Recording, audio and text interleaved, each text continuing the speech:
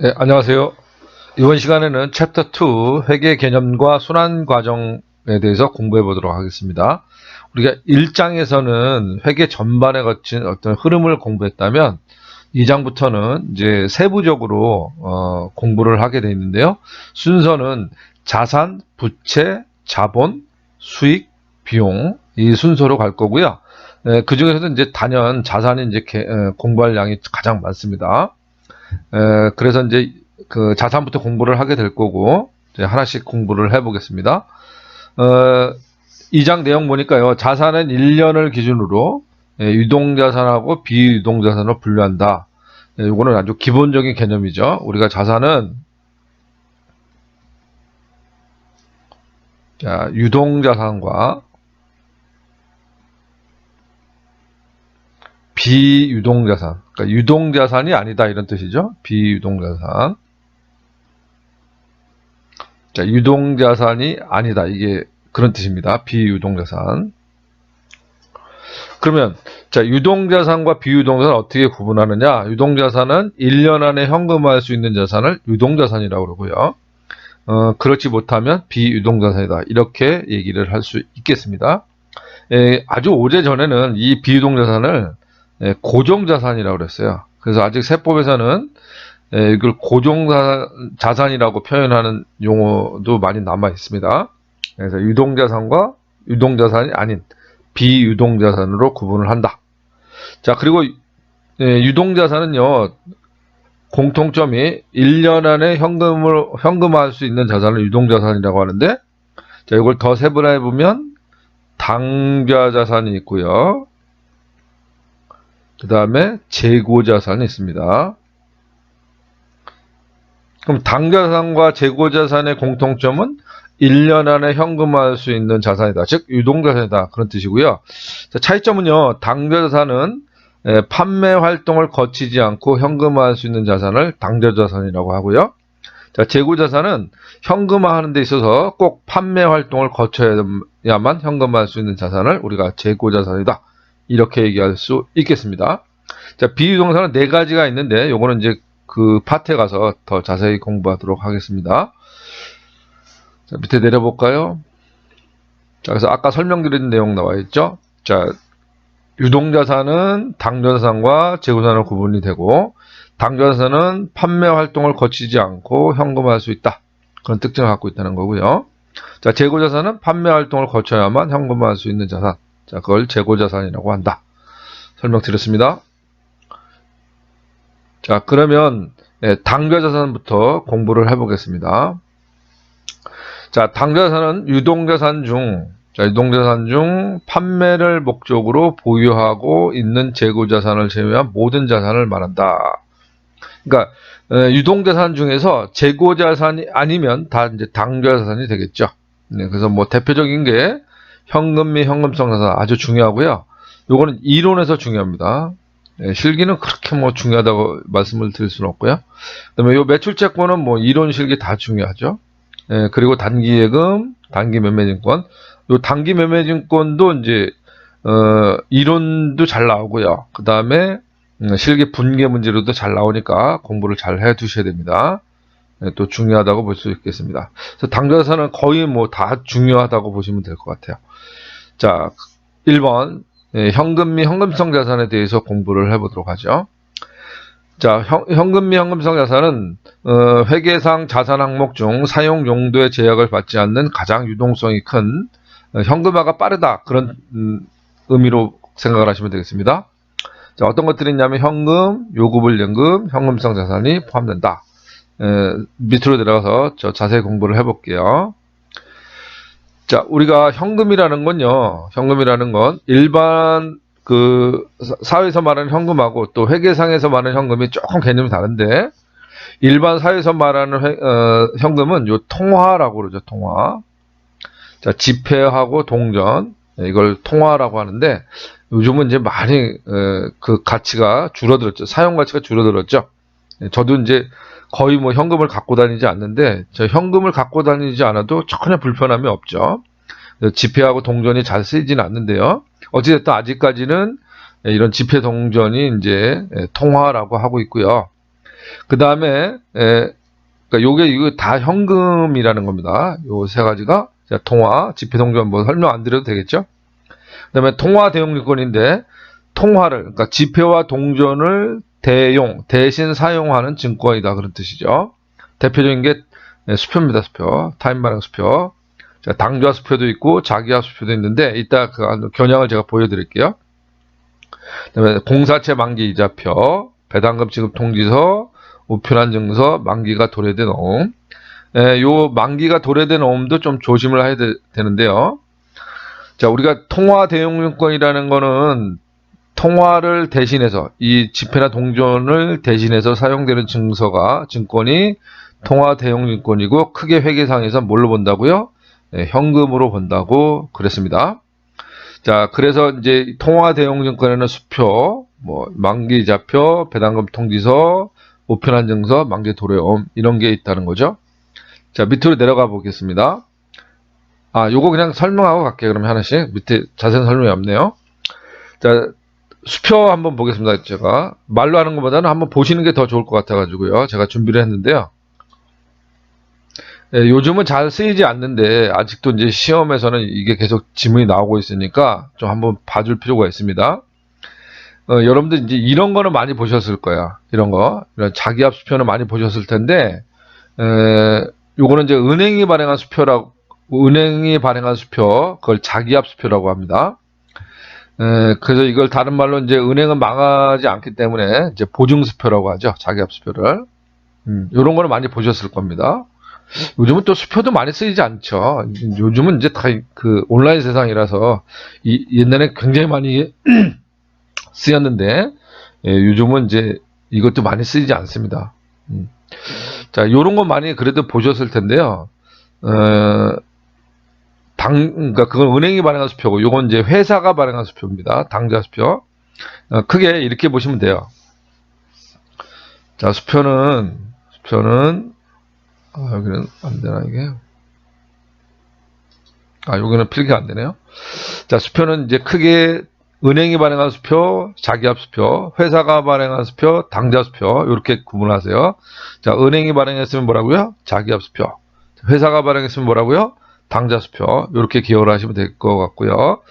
은행에다 당좌 예금을 하고요. 요런 그 수표가 있는 책이 빈 수표책이죠.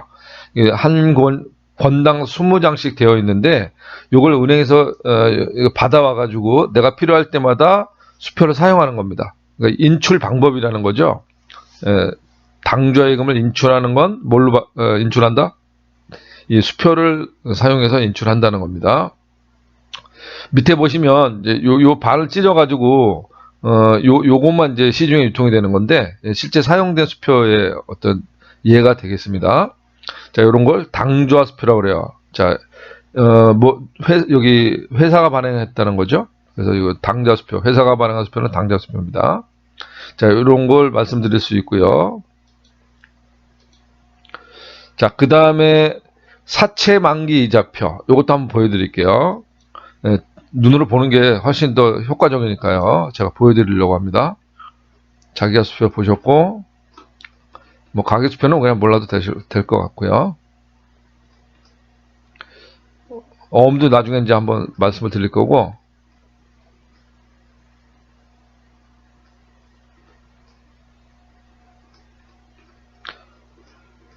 요런 겁니다. 요런 거. 요게 이제 채권인데요. 이거는 이제 철도청이 발행한 철도 채권인데요. 이제 국가가 발행한 거죠. 근데 요 채권이 있고요. 이 뒤에는 이제 뒷면에는 아주 깨알같이 뭐 이자 조건이라든지 뭐 상환일이라든지 이런 계약 내용이 자세히 기록이 인쇄가 되어 있고요. 요 밑에 요게 이제 이자표라는 겁니다. 이자표. 그래서 이제 이 채권을 발행해가지고 채권을 발행하면 누군가 이 채권 산다는 거죠. 그럼 이 채권을 산 사람은 채권을 산 이유는 두 가지가 있을 겁니다. 이걸 만기까지 보유하면서 이자를 받을 목적으로 취득한 경우, 또는 채권 가격이 오르면 팔아서 양도 차익을 얻을 그런 목적으로 취득했을 텐데, 내가 만약에 이자를 받을 목적으로 이 채권을 샀다 그러면 여기 이자표가 있어요. 그래서 이제 날짜별로 뭐 3개월마다 이자를 지급하겠다 그러면 요 기간이 이제 3개월마다 이렇게 되어 있겠죠.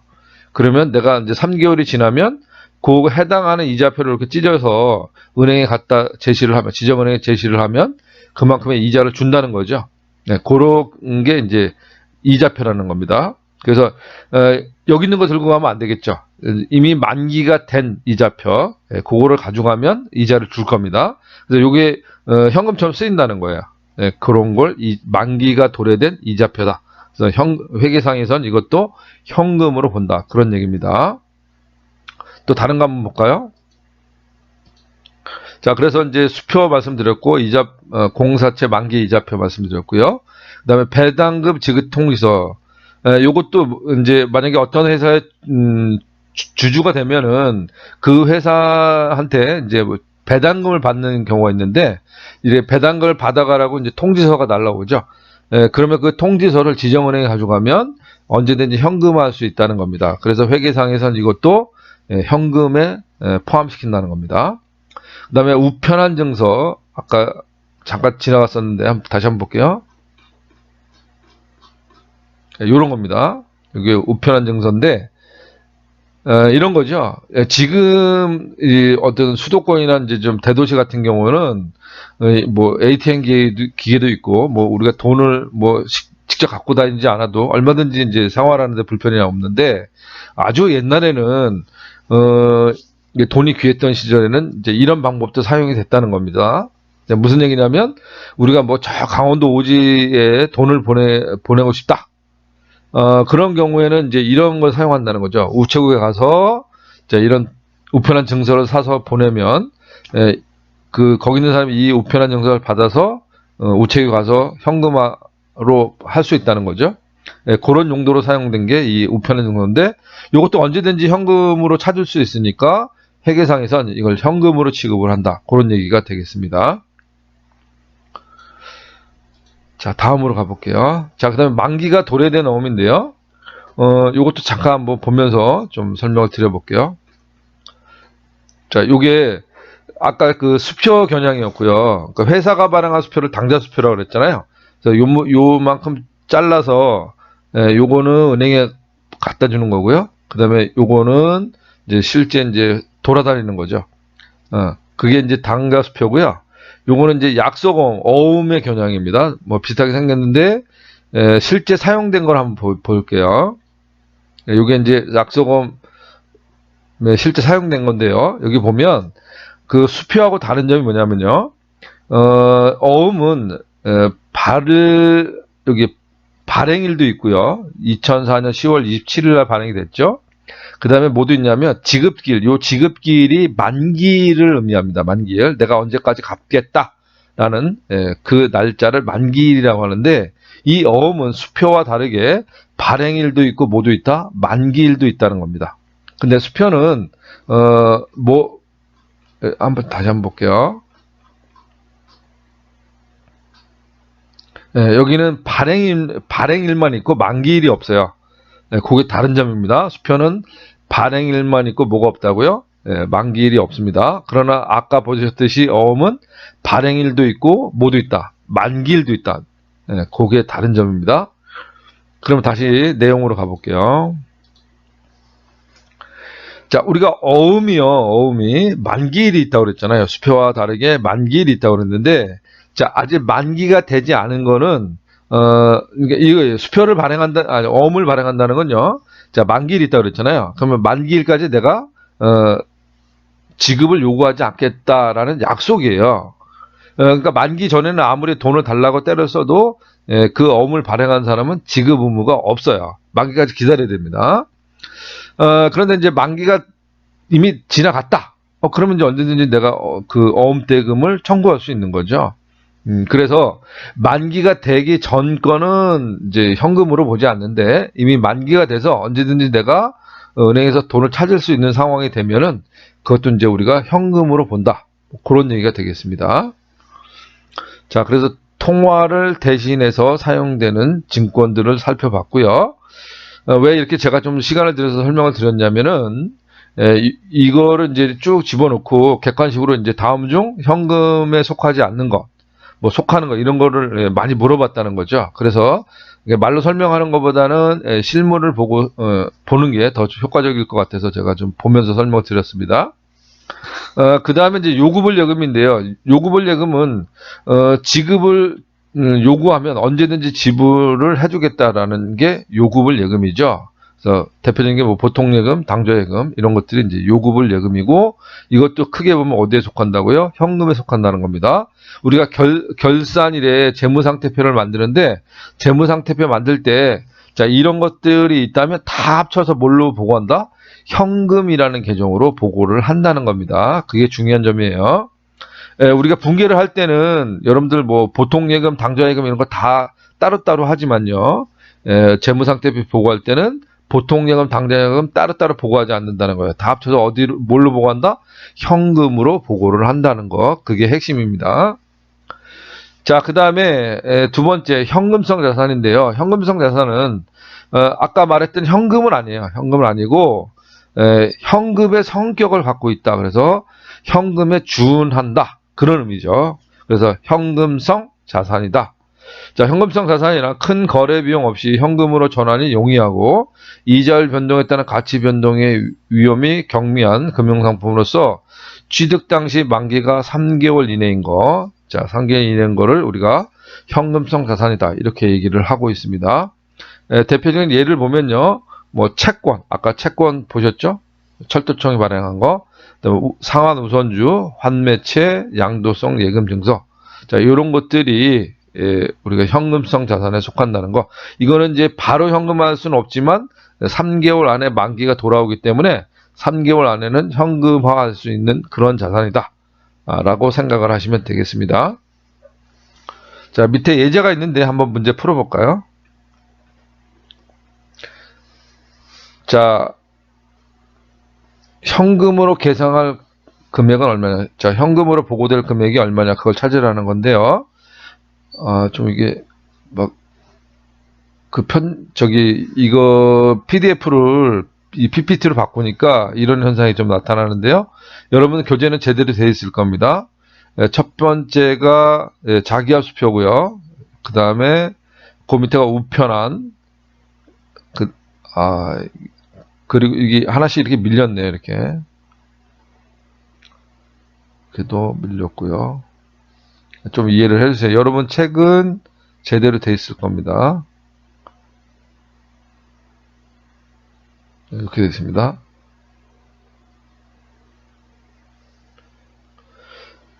자, 그러면 자기합수표, 각종 수표 있잖아요. 자기합수표, 당좌수표, 은행에 발행한 수표, 자기합수표. 그 다음에 회사가 발행한 수표, 당좌수표. 이런 거 현금으로 들어간다 그랬죠? 요거 현금 10만원 이렇게 하시고, 그 다음에 수입인지인데요. 수입인지는 잠깐 보여드릴게요.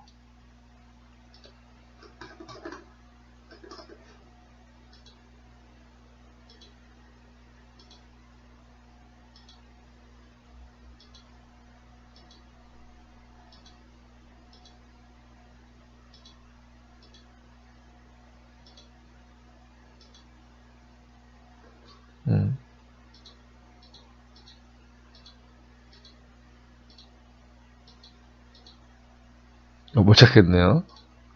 있었는데.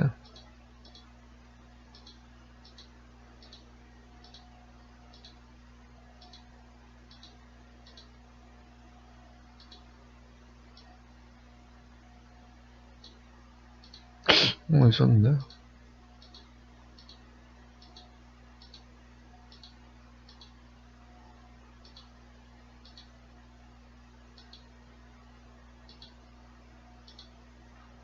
여기 있네요. 예. 자, 이겁니다, 이거. 수입인지. 이런 거를, 이제 이것도 옛날에 쓰던 건데, 어디서 볼 수 있었냐면은, 운전면허 시험 보러 갔을 때, 이런 수입인지 붙이고요. 뭐, 관공서 일 보시면 이런 거 사는 경우가 있어요. 이런 거는 현금으로 보지 않습니다. 자, 수입인지는 현금으로 보지 않는다는 거 알아두시고요. 자, 그래서 수입인지는 현금으로 보지 않고요. 그 다음에 아까 회사가 발행한 수표, 당좌수표라고 그랬죠? 여기다 그냥 답을 보고 말씀을 드려야 되겠네요. 그래서 그냥 자기압 수표 10만원 현금으로 보는 거고요. 그 다음에 보통예금, 당좌예금도 요구불 예금으로서 크게 보면 현금에 속한다고 그랬죠. 그래서 현금, 당좌예금 15만원. 그 다음에 우편한 증서, 어떤 격지간의 송금 수단으로 사용된다고 그랬습니다. 자, 우편한 증서도 현금으로 보는 거고, 보통예금도 현금으로 보죠. 그다음에 타임 발행 수표, 당좌 수표, 이것도 현금으로 보는 거고요. 자, 배당금 지급 통지표, 이것도 현금으로 보죠. 그래서 총 합이 68만 원이 되겠습니다. 현금에 속하는 거. 그럼 현금에 속하지 않는 거, 아까 여기 수입인지 현금 아니었고요. 그다음에 여기 선일자 수표인데요. 요 선일자 수표는 좀 알아두세요. 선일자 수표. 아까 수표하고, 자, 수표하고 어음의 차이가 뭐라 그랬죠? 자, 수표는 뭐만 있다? 발행일만 있다 그랬어요. 발행일. 자, 뭐가 없다? 만기일이 없다 그랬어요. 그러나 어음은, 자, 발행일도 있고, 뭐도 있어요? 만기일도 있다 그랬죠. 내가 언제까지 지급하겠다는 약속된 날짜. 그걸 만기일이라고 하는데, 자, 어음은 발행일도 있고, 만기일도 있다 그랬습니다. 그러나 수표는 발행일은 있지만, 뭐가 없다? 만기일이 없다 그랬잖아요. 그런데, 자, 이 선일자 수표는요, 자, 수표에다가, 자, 오늘이 만약에, 2022년, 오늘이 3월 31일이거든요. 자, 3월 31일이 발행일인데, 요렇게 하지 않고요. 오늘이 3월 31일인데, 이거를 미래 날짜로 적는 거예요. 뭐, 5월 15일, 이런 식으로. 자, 그러면 이거를 뭐라 그러냐면, 미리 앞선 날짜로 수표를 발행했다 그래서 선일자 수표라고 하는데요. 상관행상 이런 선일자 수표를 받으면 요 만기까지 요 날까지 기다려 준다는 거죠. 자, 그래서 요 발행일이 무슨 역할을 합니까? 만기일 역할을 합니다. 그래서 요거는 수표로 보지 않고요. 어음으로 봅니다. 성격상. 그래서 현금에 속하지 않아요. 네, 그런 의미로 좀 알아두시면 좋을 것 같아요. 그래서 수표는 원래 만기일이 없는데 이렇게 미래 날짜로 발행일을 하면 그게 만기일 역할을 한다는 거죠.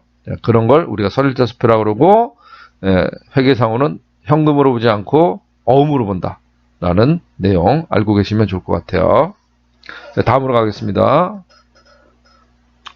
자, 이번에 현금 과부족인데요. 자, 현금 과부족은 이런 겁니다. 그냥 내용을 읽어보시고요. 이런 거죠. 이제 실제 잔액하고 장부, 현금 출납장이라는 어떤 보조장부가 있는데요. 이 현금 출납장은 현금의 유입과 유출만을 기록하는 장부가 되겠습니다. 근데 이 현금 출납장 장부 금액하고 실제 금고에 있는 잔액은 항상 어떻게 돼야 돼요? 일치해야 되죠. 자, 그런데 일을 하다 보면요, 이게 일치하지 않는 경우가 더 많아요.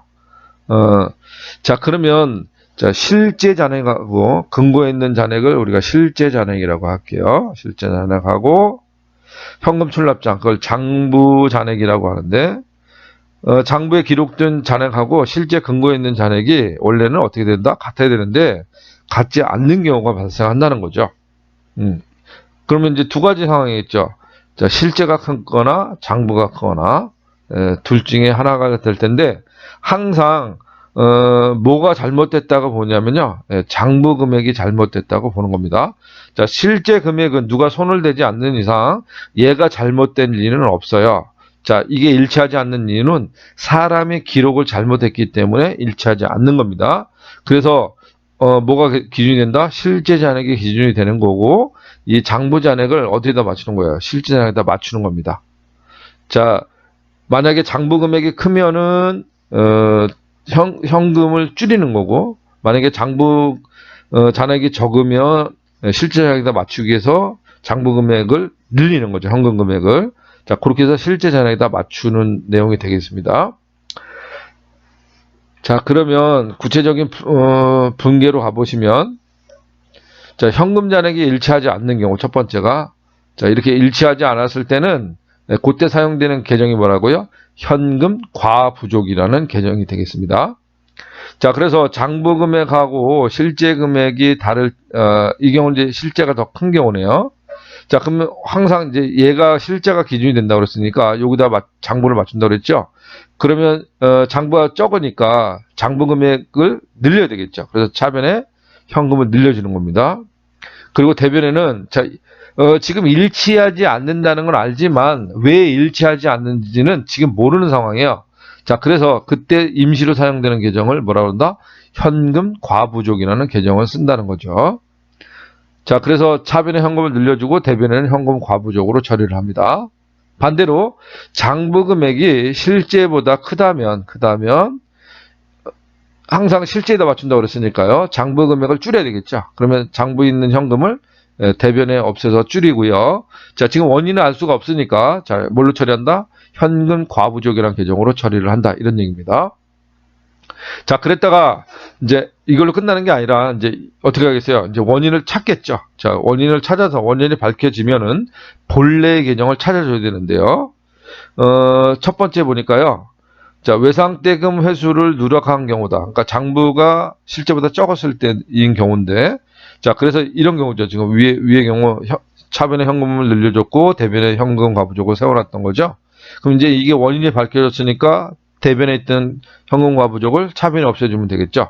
그래서 차변에 현금 과부족 없애주고, 이 돈이 외상 매출금 받은 건데 그때 기록을 안 했던 거다. 그럼 지금 와서 이제 외상 매출금을 없애주면은 제대로 잡히는 거죠. 자, 그래서 결론적으로는 이렇게 이제 요 분기하고 요 분기를 이제 합쳐보면은 얘는 이제 서로 상계가 될 거예요. 그럼 우리가 외상값 받았을 때 어떻게 했어요? 차변에 제대로 분기했다면 차변에 현금, 대변에 외상매출금 감소 이렇게 했겠죠. 그래서 이 두 개를 서로 같은 계정 상계하면 본래 이제 올바른 분기가 되는 거죠. 그럴 때까지 임시로 사용되는 계정이 현금 과부족이라는 계정이다. 이런 얘기입니다. 자, 두 번째 경우는요. 위에서 요 두 번째 경우를 얘기하는 겁니다. 장부가 컸을 때 실제보다. 자, 그랬을 때 자, 이걸 여비교통비를 쓴 거를 누락한 거래요. 그러면 이제 차변에 있던 현금 과부족의 원인이 밝혀졌으니까 대변으로 와서 없애주고요. 자, 그리고 본래 계정인 여비교통비로 처리를 하시면 되겠죠. 이것도 마찬가지입니다. 처음에 제대로 분기를 했다면 얘를 서로 상계하면요. 이렇게 상계하면 차변의 여비교통비, 그 다음에 대변의 현금 이렇게 됐을 거란 말입니다. 그래서 원인이 밝혀지면 본래 계정을 찾아주면 된다. 그런 얘기가 되겠고요. 결산일까지 이 원인을 알 수가 없는 경우는 마지막 방법이 돈이 남으면 잡이익으로 처리를 하는 거고요. 자, 돈이 모자르면 잡손실로 처리한다. 여기까지 알아두시면 다 알게 되는 겁니다. 그 다음에 하나 더 추가를 해드리면, 이거는 이제 어떤 기간에 존재하는 거고, 기간이 존재하는 거고요. 이런 경우도 있었겠죠. 오늘이 결산일입니다. 오늘이 결산일인데, 자, 장부 금액하고 실제 금액을 맞춰봤더니 맞지가 않아요. 자, 그러면 어떻게 한다 그냥 바로 잡손실 또는 잡이익으로 하는 겁니다. 자, 그런 경우도 알아두시면 좋을 것 같아요. 그래서 여기 있는 내용만 아시면 현금 과부족은 뭐 다 커버가 된다. 이렇게 볼 수 있겠습니다. 자, 사례를 한번 볼까요? 자, 다음은 상길상의 12월 중 거래 내역이다. 다음의 거래를 일자별로 분기를 해라. 자, 12월 1일 날. 자, 12월 1일 날 현금 출납장. 이게 장부 금액이죠. 자, 78만 5천 원이고요. 자, 실제 금고에는 58만 5천 원이 있대요. 자, 그러면 뭐가 큰 거예요? 자, 장부 금액이 더 큰 경우죠. 자, 그럼 어디다 맞춘다고요? 여기 실제 금고 잔액에다 맞춘다고 그랬습니다. 그럼 현금을 줄여야 되겠네요. 그럼 대변에 현금을 이렇게 줄이고요. 현금을 줄이고, 자, 얼마요? 20만원 줄이면 되겠네요. 20만원 줄이고, 자, 근데 지금, 일치하지 않는 건 알았지만 원인을 모르겠어요. 자, 그럴 때 사용하는 게 뭐라고요? 현금 과부족이라는 개념이 되겠다. 자, 그래서 12월 1일 날 차변의 현금 과부족 20만원, 대변의 현금 20만원 이렇게 해놨습니다. 그리고 12월 25일 날 현금 과부족의 원인을 조사해 봤더니, 자, 현금 과부족 20만원 중에 15만원은 여비를 지급한 거를 우리가 누락한 겁니다. 그러면 차변에 여비교통비 15만원, 대변에 현금 과부족. 이제 원인이 밝혀졌으니까 20만원 중에서 15만원은 없애줘야 되겠죠. 자, 그래서 대변에 현금 과부족을 15만원 줄였습니다. 그래도 아직 얼마 남아있어요? 5만원 남아있는 거죠. 자, 20만원 중에서 15만원만 원인이 밝혀졌고요. 5만원 아직 원인이 밝혀지지 않았습니다. 자, 그런데 결산일에 왔더니 이 5만 원이 끝까지 원인이 밝혀지지 않았대요. 자, 그럼 마지막 방법이 뭐다? 자, 남아있는 현금 가부족 5만 원 없애주고요. 자, 그 다음에 뭘로 처리한다? 잡손실로 처리하시면 되겠습니다. 자, 돈이 모자르면 잡손실, 남으면 잡이익으로 처리하면 끝나는 겁니다. 자, 요런 내용들이 이제 현금 과부족에 관한 내용이 되겠습니다.